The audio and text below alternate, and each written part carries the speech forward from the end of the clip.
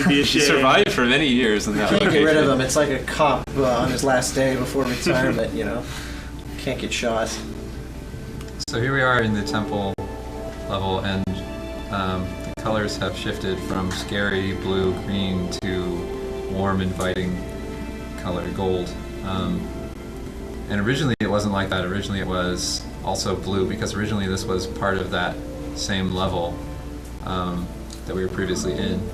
But we really felt like after we added the kind of stealth gameplay with the Guardians, the players needed to feel more safe in this moment. So I had to kind of reverse the colors.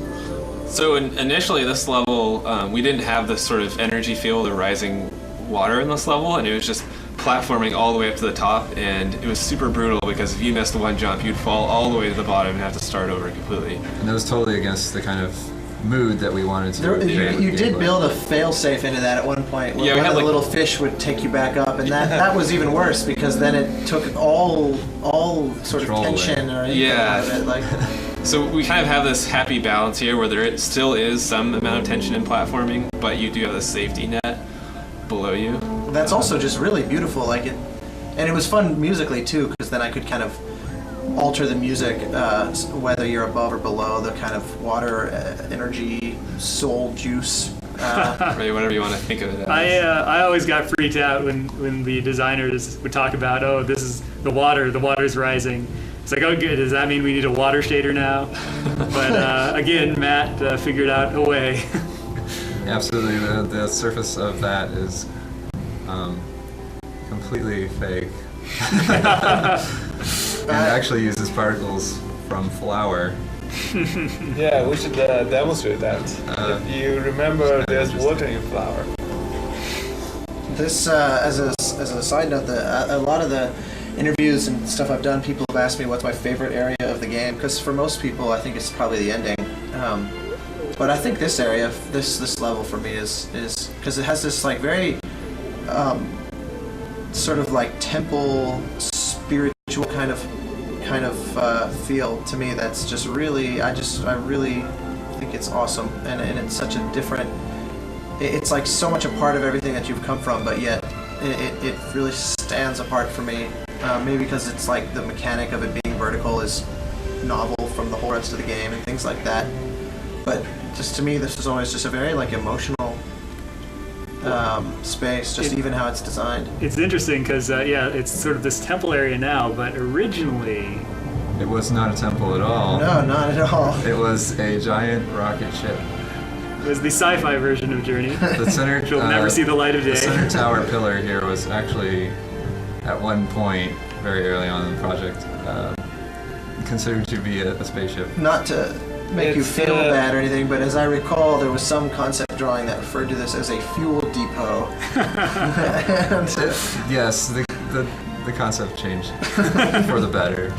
Oh yeah. Well, it's a Noah's Ark, because the past civilization is dying and the people are trying to survive. But so up until this is like the largest cloth creature you've seen up until this point, and this is kind of foreshadowing again to what you'll see in the final level. I love it's like I always thought of it as a whale. I mean, it is, as with everything else, it's whatever you see it as, but to me it had a very whale-like quality, and I loved it was just like super majestic and huge but non-threatening.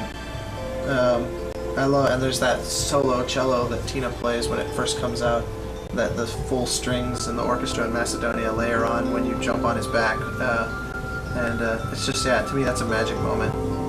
Something I heard players doing, they talk about, is they'll try to climb the tower without actually activating any of the water.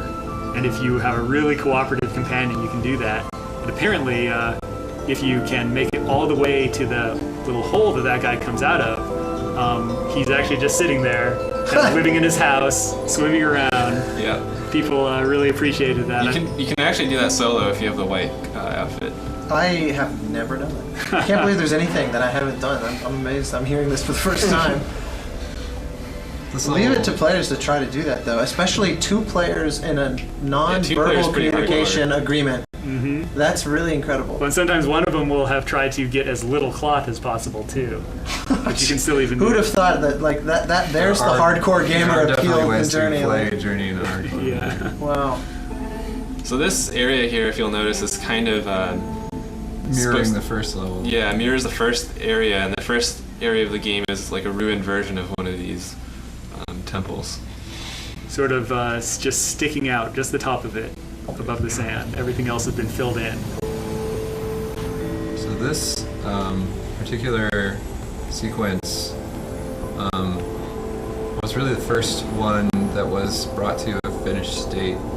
And we went through a lot of iterations trying to figure out what the message of this part should be. And it really is to kind of give the player a sense of purpose and to remind them that the mountain is very close. And this idea of a cylindrical image that envelops the player kind of really communicates this sense of your journey has weight or meaning behind it.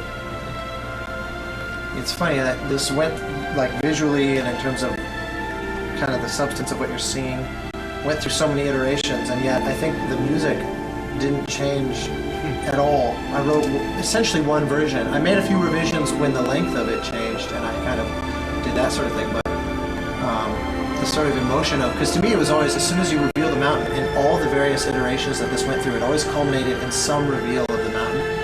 And to me that always was very emotional, and very like, and that shot right there is the one I was talking about before. I see so much emotion in the sort of ancestors' movement and language there, that it's entirely just my own subjective analysis, but I always found myself feeling really moved by that, which is what I think kind of led to the cue, this music being so kind of huge. Yeah, when we first heard the cue, it was really emotional. It was definitely something where we heard the cue and realized that we needed to make the sequence better to match the quality of the cue. At the time, the reveal was not inspiring enough. Like, this is not powerful enough to match with the music. So and then that's a problem, because then it feels like the music's trying to force something onto you, which is not the intent at all. So we have to make sure that the visuals match so it feels natural. There were a couple places, there was a lot of that, what I call leapfrogging, where like I would write a cue and then you guys would kind of design sort of inspired by the motions of the cue, but then inevitably you'd make something that I thought was out, even like surpassed that, so I'd go and I'd try to make the cue catch up to you, and we did this kind of constant upping the ante thing. But there were a few places where, like, I wrote, like in the initial reveal of the kelp forest, I wrote a really hugely rich, beautiful cue, and then the decision was to make it a more kind of spare. You lowered the ante there. So no, I don't think that that's not how I interpreted it. It was, to me, like, it was a conscious choice to be sort of sparse and like that kind of almost sort of surreal underwater sort of thing. It wasn't this big grandiose like reveal of some, you know, lost world or something, and so the cue, I pared it way back to fit, and it was a lot, you know, it's a lot better. Part of the whole just iterative process. Definitely, you know, the game design creates constraints for the art and music like that. And the programming creates constraints for everybody. Well, that's one way of seeing it. In that department, I actually feel like I made out like a bandit on this thing, because I felt that for all intents and purposes, I had no limitations technologically on the musical front. Like, we were able to implement a lot of simultaneous streams and every crazy idea on ways to make the music interactive and reflective of the player's experience moment by moment. I never felt like, well, that's a cool idea, but we got to come up with a compromise. Inevitably, when something became too complicated, it was not because the tech was limiting, it was because the idea itself was flawed. And so that, in that way, I feel really fortunate compared to every other department. Yeah, Matt got to make up for you on the compromise. Yeah. So here there's a crack at the end where you can see some light shining through. This is some of a mistake we made. Initially, the crack was not very obvious, so a lot of people was blown by the wind here, and they think this might be the end of the world, so they turn around. And so we add that extra light in the end just to kind of lure you moving forward. Right, and the whole design of this area is to encourage the players to stay together and to kind of huddle behind the same stones. So we're trying to make you feel closer and closer together. And like when you're separate in this level, you freeze up and you start moving slower. When you're together, you warm each other up and you can move faster. And so we're just really trying to build this bond between you and the other player and making it sort of a shared struggle. This whole level is exactly that. It's a shared struggle to really connect players and create an emotional kind of bond. And then we have this kind of arc in the story where things are going really downhill, and then all of a sudden you have this reversal. And I think because things go really downhill first, the reversal becomes more powerful.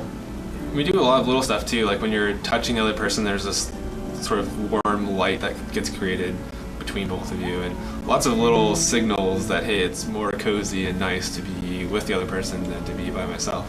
And the music also, there's, at every point in the game, there's at least 2 different possible scores happening, because there's the single player version of the music and the multiplayer is always richer and more interesting, and usually kind of aimed to be more beautiful. Like, for example, earlier when you're first in the open desert and you're approaching that desert, the tower at the end that's totally covered in the clouds and stuff, and with all the sort of swarm, the thing that we were talking about replaced the storm. When you approach that alone, it's very stark and you almost don't hear that there's music, but when you're with someone else, there's like this lone viola singing out that you only hear if you're with someone, so that there is at least some like sense of beauty within the bleakness, but it only comes when you're with someone else. And this level is full of a lot of that as well. So this area we're coming up to is kind of similar to the slowdown area in the canyon, what do we call it? The Sunken City. Because it's a little respite from the cold that you've been experiencing so far. However, it's much smaller than that area. So You can see there is some ice building up on the player, which will probably melt away here. That technology took a while to come into place. For a long time, basically, the player just got covered by disco ball until they warmed up again.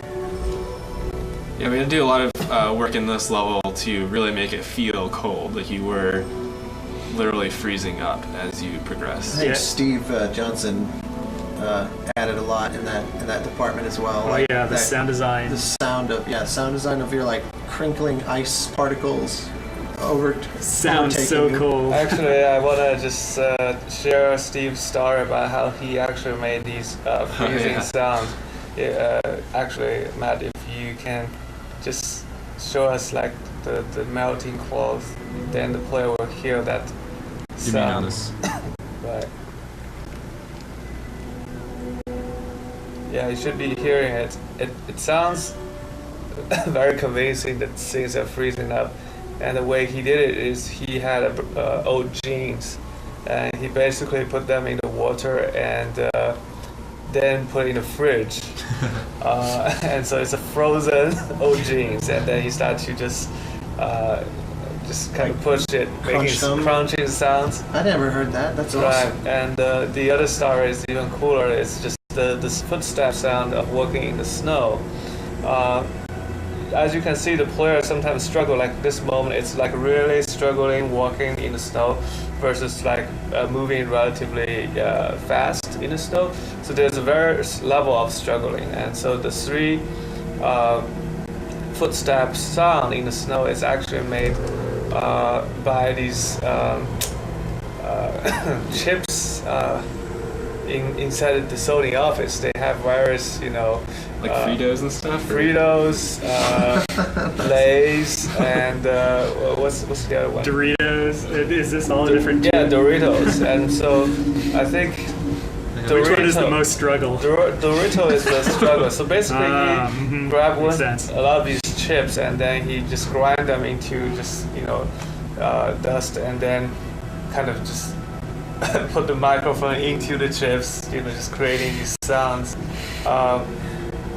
And then somehow actually the heavy footstep is actually the mixture of Lay's, Doritos, and Fritos. Okay. All three. Gotta combine. Right. Maximum struggle. But then, he That's what you feel like after you eat all three. accidentally just flipped the bowl, so all these dust of chips are staying in his office for about 2 weeks. You can smell them every time you walk in there. It was worth it. Yeah, that's He's not the smell designer. But that's the crunchy sounds you hear. Yeah, he did a lot of that kind of. There's a bit of a technology thing that I've been seeing a lot in this level is we have a cloth simulation running on the characters. And those are pretty hard. At least it was hard for me and the team to make it work. And the cloth sim can often get tangled up, where you'll sometimes see that the character's cape will get all knotted. And we tried for a long time to figure out a technology solution to it, but we could never do it. And so in the end, we just tried to fix it by adding some personality to the character, where you'll notice anytime his cape gets tangled, he gets kind of annoyed, and he'll sort of try to fix it and readjust himself, sort of flapping it or something. Is that a sign why a lot of people think that the character is female? They actually care about their dress. Because they're vain? I don't think so. I have no idea about that, but I think it definitely adds personality to the character. Actually, speaking of the character's gender, it's definitely something that in the process of designing the character I thought about, and I tried to keep, what do you call it? Anonymous? Androgynous. Androgynous, thank you. Well, I guess both apply. Yeah, really wanted to make it a character that people could identify as, no matter who they were. Yeah, they read onto it. I mean, I definitely have talked to a lot of women who just instinctively refer to the player as she and men as he without thinking about it, which is to me kind of the ideal. Yeah, when we started this game, we said this is a multiplayer game happening between two humans, so gender and age should not be a factor when players are looking at each other. I think Matt has did a really great job. I don't even know I'm looking at adult or kid, man or woman, but we're all the same. Dog, alien, who knows? It was the same on when I was designing the sound that the player makes. That could easily have tilted it one way or the other as far as male or female or specific kind of animal or something. And the idea was to make something that took a ton of. We went through a million subtle variations of the player sounds, and it's a. Nice. That was super close. It's a combination of a lot of different things. I almost got it. This whole area is like one of the scariest kind of encounters of the Guardian, because you're in this harsh environment. And for a long time it wasn't too scary, and one thing that we did to really make the gameplay have that tension was we slowed down the Guardian and made him have a wider kind of search ray. Super predatory. So he seems like he's looking for you. It's kind of scary, but we made it through all right. That was good. Good job. Teamwork. Give him some hooks. So now, is planking possible in this place? Oh, I think it might be. That's a very difficult maneuver. So this area we're coming up on is like the last sort of slow down, safe zone that you'll encounter in this level. It's definitely the kind of last area where you have a beautiful music cue. Yeah, this was a like right now you can hear the harp very prominently, which you would not hear if you were alone, by the way. But yeah, there's like this reveal here, the music, which if anyone's noticed, the score started off totally electronic, with the occasional solo from like the flute or the cello, and then we build in more instruments, or if you're in multiplayer you can hear the harp and the viola and things. But over the course of the game, the orchestra gets scaled in very gradually. So like by now it's essentially orchestral music.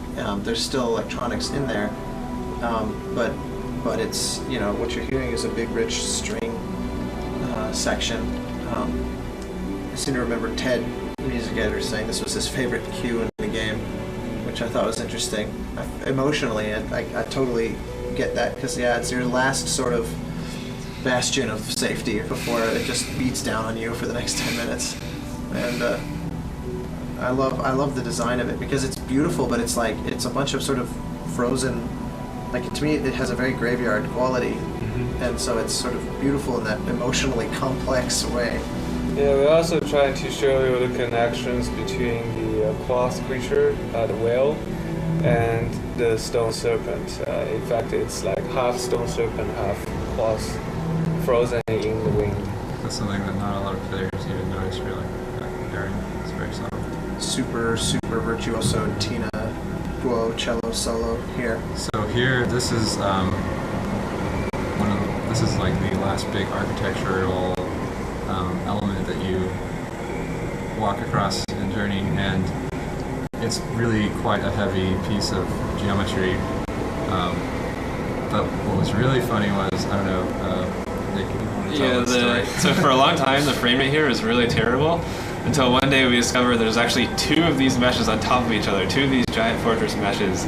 So like, oh, just delete one and frame rate fixed. So that was probably the easiest optimization in Journey. Then we had to go through the rest of the game and just check. Just double check and make sure. We ended up running a tool. And I think there were other places. There were, yeah, definitely. Like a model so much, put it in lose twice. No, he's there. You can wait for him. He'll come. No, he sits down. Oh no! Yeah. My God. Oh, He was killed by the mountain. That's quite sad. Oh no! So at this point, actually, Very when you poignant get moment to lose your buddy. when you get buffeted by the wind, you actually start losing your scarf starts sort of deteriorating and falling away. Like you're getting weaker and weaker, slower. Your flight ability is almost gone at this point. You can actually see all the way down if you look closely into the beginning of the level. It used to be that you could actually fall all the way down to the beginning of the level. That was a little bit too harsh. Yeah, that's why in this area we built a second tier, just in case you fall. We do want to have the player to have a sense of urgency that if they don't go, they might be blown down. But Oh no! if they do, we don't want to restart the whole level. It's kind of like a fine balance between punishing the player and also providing enough urgency. Yeah, we also reduce your ability to communicate. Like your voice is like very weak and faint at this point. Yeah, that was another cool sound design kind of call where it scales way back to the point of, like, I remember the first time I experienced that. I don't remember how far in the process. It was fairly, it wasn't a late change where I realized you're smashing the button and nothing's coming out, and you really feel weakened by that. At least the first time I did, I really felt like, oh man, I'm really dying. I'm really missing our buddy right now. That's the power of Journey. This is too bad. So yeah, this area was a very interesting area in terms of the iteration of design, because originally it wasn't just a blank snowfield. There was the concept of having a giant wall that players would eventually reach in this fog as kind of a final barrier. But I think that barren snowfield actually became more powerful as a visual metaphor for the player's struggle. Oh yeah, to reach a physical block and then be told now you have reached something that even you can't overcome is far more sort of defeatist than this, which feels like you just struggle, infinitely basically. It's like this gives you a little bit more hope, because originally when there was a war, the player tend to turn around. And it was funny because originally when you walk down here you can surf, and it just totally defeats the mood. So as you can see, there's also some tombstone here we added, because originally without any visual landmark, the player does not know they're making progress. Yeah. And it's just, it took us a long time to get this part right. Yeah, the timing here, we did a lot of Genova did a lot of iteration on getting the timing exactly right. It used to be a lot longer, but through a lot of play testing, some would argue maybe now it's too short, but No, I think love it's perfect. Yeah, it's me perfect. too. There also used to be the stone dragons flying around that were just Yeah. brutally punishing you. So right here, like the clouds come in and the mountain actually disappears, so you sort of lose sight of your goal. The sound all cuts out actually, and I think that really gives you this kind of somber mood. Yeah, I loved that. I loved no music, no sound design, just complete silence. Really, really powerful. You remember in the very, very first sort of mountain overture, we used to call them, I did, this area was like, it was like going to war. It was a huge, loud brass and very, totally bombastic and horrible.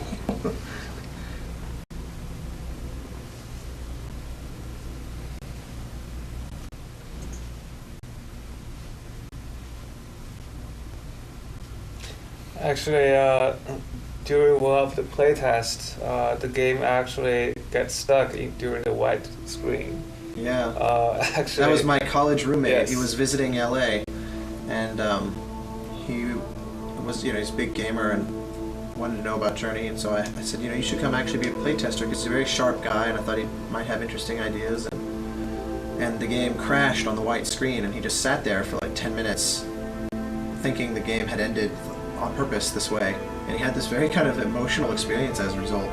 And it was, it really helped illuminate that the final area was not emotionally working well enough, because then we were like, oh no, crap, sorry, it crashed, let's like reboot, and then he played it, and the end was kind of like, eh. Really, I like the white ending better. Yeah, he actually much preferred it, and so to me it was a disproportionately informative single-user playtest. And we did have to completely redo this level. Yeah, we went through a major update. yeah, musically also 100% rewrite. I completely erased everything.